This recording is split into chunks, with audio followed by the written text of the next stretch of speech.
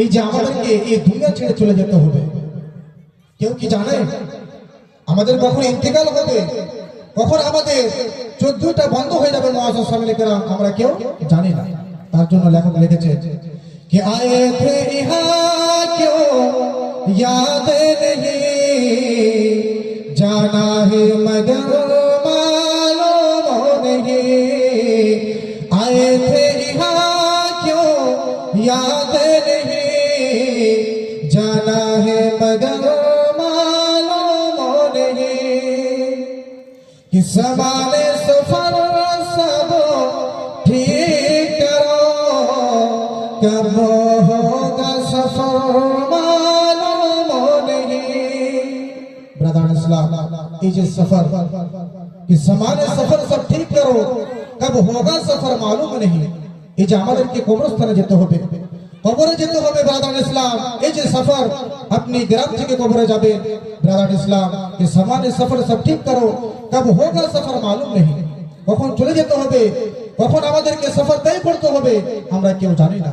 তার জন্য লেখক লিখেছেন कि समाने सफर सब ठीक करो, कब होगा सफर मालूम नहीं, कि हर तरह सजाए इस घर को, कि ये साहिबो घर मालूम नहीं, हर तरह सजाए इस घर को, कि ये साहिबो घर मालूम नहीं।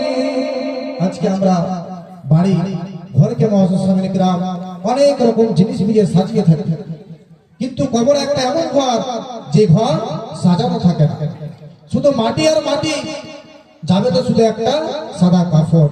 ব্রাদার ইসলাম তার জন্য কবি লিখেছে